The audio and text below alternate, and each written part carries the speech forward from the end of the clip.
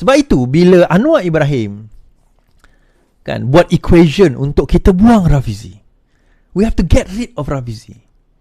Kerana nak mendengar cakap-cakap ceplos, nak dengar cakap-cakap kartel dalam PKR kan. Rafizi ni kena buang. Kami ni lawan kartel sejak 2018 tuan-tuan. Jadi akhirnya setelah selesai apa orang kata, yalah perkara ini yang berlaku dan sebagainya, setelah habis yalah siasatan, Azam Baki pun mengeluarkan nyataan. 2 orang akan didakwa. Tak apa, siasatan belum habis lagi. 2 orang akan didakwa.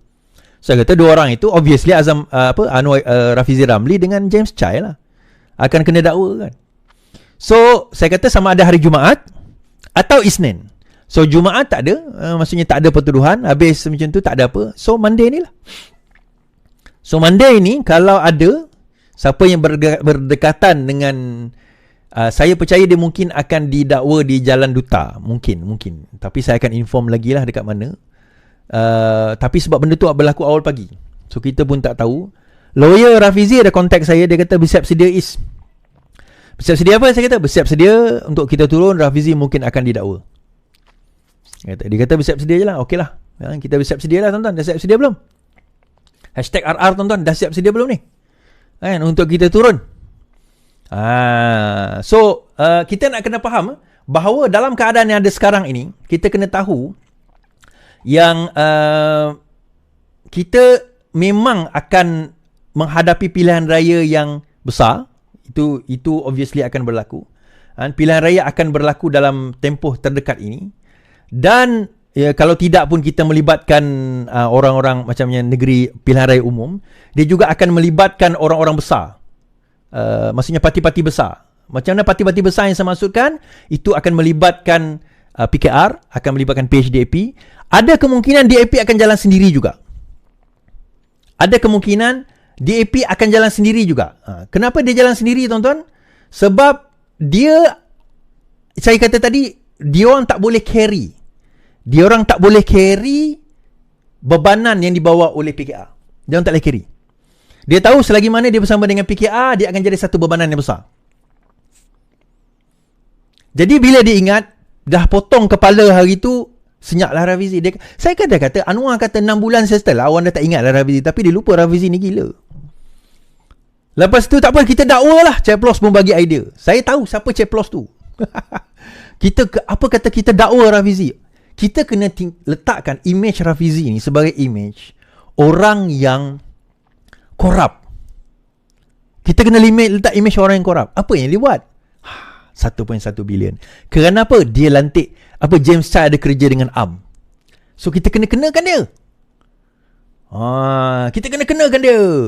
So bila kita kenakan dia, apa lagi dia dakwa. Tapi masalahnya benda itu makan diri tuan-tuan. Saya dengarlah hujah Ceplos lah. Dia saya dengar 2-3 video kan.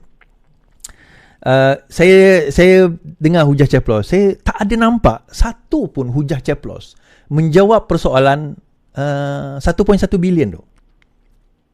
Tidak ada satu pun yang menjawab 1.1 bilion itu. Satu. Kedua, bila menyebut persoalan apa yang saya bangkitkan, saya kata daripada mana mereka dapat maklumat 1.1 bilion ni? Dan yang orang yang memulakan penyebaran maklumat ini adalah daripada Jecom. Dia Datuk palsu dia lah. Taufik Iskandar ni budak Jecom. Disambut pula oleh budak-budak Jecom dan Ceplos-Ceplos. Dia orang ni yang mainkan benda ni. Maklumat tu dia orang takkan tahu, melainkan ada orang salurkan kepada. Conveniently ada satu website yang mengatakan dia ambil kerja dan sebagainya kan. Okay, fine. So benda ni tak apa, jangan risau tuan-tuan. Saya tak kisah Ceplos-Ceplos nak maki saya, itu normal. Daripada dulu UMNO maki saya, PAS maki saya, Bersatu maki saya, Kartel maki saya, PKR maki saya, Ceplos maki saya. Itu biasalah. Dan nama-nama politik janganlah koyak. Tapi poin dia nanti, kalau sekiranya apa yang kami cakap ni benar dan apa yang kamu buat itu adalah fitnah, kamu nak letaklah sembunyi muka kat mana? Kan? Kamu akan sembunyi muka kamu dekat mana? Itulah.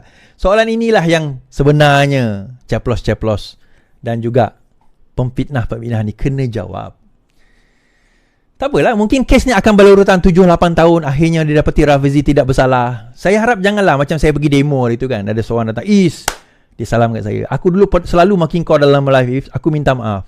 Saya tak cakap saya maafkan dia. Oh ya ke? Saya cakap tu. Kan? Biarlah kat situ. Dan pandai-pandailah dia nanti. So, okay.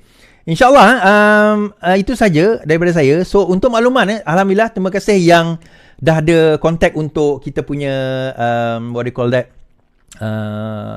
vendor, bukanlah vendor, tapi untuk investment kita, terutama dalam fintech, untuk second batch kita. So kalau ada sesiapa yang berminat lagi, boleh terus hubungi nombor yang tertera 0135341977. Kalau dekat TikTok tu boleh tengok dekat YT saya, insyaAllah boleh tengok dekat YT saya. Di YT saya nanti tuan-tuan boleh tengok perkara tersebut. Baik. Dan terus kontak saya insyaAllah untuk second batch nanti. Baik. Itu sahaja lah bila saya dengar Hasan Karim punya kenyataan lah. Dia kata, Hasan yakin Anwar perlu kembali ke Pematang Pauh. Pak Hasan Alhamdulillah Pak Hasan. Semoga Pak Hasan sihat selalu kan Pak Hasan Terima kasihlah Pak Hasan bercakap bagi pihak kami. Kan bercakap bagi pihak kami kan tuan-tuan. Hasan yakin Anwar perlu kembali ke Pematang Pauh. Seorang ahli parlimen senior percaya PKR mampu merampas mula kerusi Pematang Pauh sekiranya Anwar Ibrahim kembali bertanding di kawasan berkenaan dalam PRU akan datang. Malah, pada perkiraan Hasan Karim, kemunculan semula Presiden PKR dan Perdana Menteri kawasan Pematang Pauh akan turut menyumbang kepada pengukuhan parti berkenaan dalam negeri belah utara. Kata Hasan Karim. Saya tak tahulah Pak Hasan ni dia betul-betul ke dia main-main ke kan. Dia betul-betul ke dia menyindir ke, saya tak pastilah. Tapi tuan-tuan, dalam situasi yang ada sekarang ni, kalau Anwar bertanding di Pematang Pauh, saya ada buat video saya hari tu kan, 100,000 lebih view setakat inilah yang saya tengok last. Saya kata kawasan hitam sekarang ini Pematang Pauh dan Tambun. Ini masa sebelum result ni keluar, sebelum survey ni keluar, saya kata Pematang Pauh dan Tambun adalah kawasan hitam buat PKR, buat Anwar Ibrahim. Saya sebut dalam survey saya, dalam live saya, sebab saya ada pergi on the ground dan saya buat survey. Jaranglah saya salah tuan-tuan. Survey keluar, betul apa yang saya cakap tu. Saya kadang saya tengok komen balik kan, orang maki saya, kau penipu lah, macam lah kau tahu. Bila survey tu keluar, saya nak tengok orang-orang tu, tengok balik apa yang aku cakap. So bila saya kata Pematang Pauh lemah, Tambun lemah, it just reflect sekarang ni Datuk Seri Anwar Ibrahim hanya menjilat meludah di muka sendiri. Bila lemah, siapa yang lemah? Blok kencing yang lemah. Itulah kau nak mainkan sangat tim Rafizi kan? Kau nak potong sangat kepala-kepala dalam tim Rafizi kan? Rasakanlah. Nak kenakan sangat Rafizi Ramli kan? Rasakanlah setahun kemudian. Kan? Tak. Okey, Pematang Pauh tak ada pun Tan Rafizi. Iyalah, sebab itu dia lemah. Okey, saya tak pernah cerita benda ni kot. Ke Rafizi pernah cerita, saya tengok. Tapi saya tahu for a fact lah, Rafizi pernah offer. Ada orang Rafizi datang jumpa saya, orang kuat dia juga, saya tak nak sebut nama dia lah, nanti saya ingat saya petik nama dia kan. Dia cerita kat saya, dia kata, kami pernah offer pada Izzah, ni masa PRU lepas. Pada PRU yang lepas, kami pernah offer pada Izzah, supaya dia nak bantu, tim Rafizi ni nak bantu Izzah menang di Pematang Pauh. Tahu Izzah kata apa? Tak payah. No, don't worry, I can win, don't worry, I have my own team, I have my own strategy. Dan pada hari terakhir, ini someone told me, saya tak nak cerita juga orang ni kerana masih dalam parti, someone yang agak high ranking, dia cerita pada saya. Pada hari terakhir, saya jumpa Izzah duduk sebelah saya, dia kata. Saya kata, based on survey, Pematang Pauh tak boleh menang, you buat apa kat sini? Izzah kata, don't worry, kita boleh menang kat Pematang Pauh. No, you have to go back. Go back, ni dekat KL, dekat Selangor masa tu, ceramah dekat Selangor. Dia kata, you buat apa kat sini? You go back to Penang, you pertahankan Pematang Pauh, you cakap, don't worry, kita boleh menang Pematang Pauh. The rest is history lah. That person baru beritahu saya baru ni kan.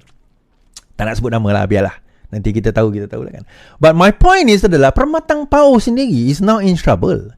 Kalau dalam kajian itu kata marginal, Rafizi tak nak dedahkan tau.